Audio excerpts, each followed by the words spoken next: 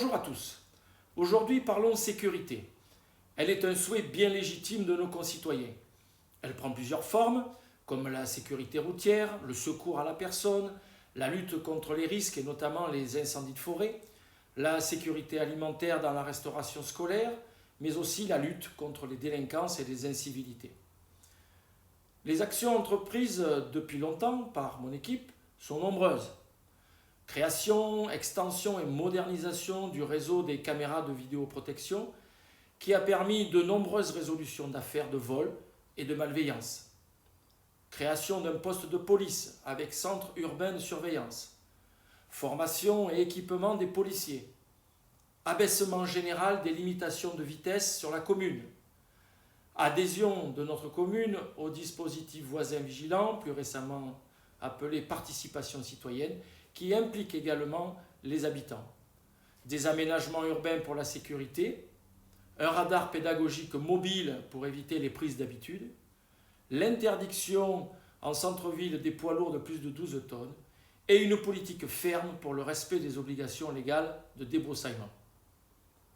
Malgré cela, le risque zéro n'existe pas, même si dans notre village, nous sommes relativement privilégiés du côté de la sécurité.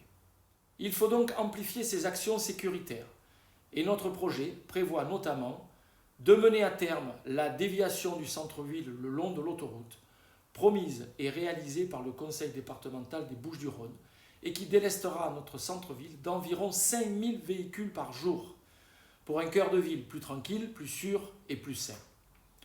Le recrutement d'un policier municipal supplémentaire pour accompagner la démographie de notre village. D'ailleurs, l'ensemble de la police municipale pourra très bientôt pratiquer des contrôles de vitesse en autonomie, sans l'aide de la gendarmerie, grâce à l'achat d'une lunette laser que nous venons de recevoir. Nous prévoyons aussi l'extension de la vidéoprotection en entrée de ville, mais aussi à l'entrée des grands quartiers, afin de mieux compléter le maillage existant du centre-ville.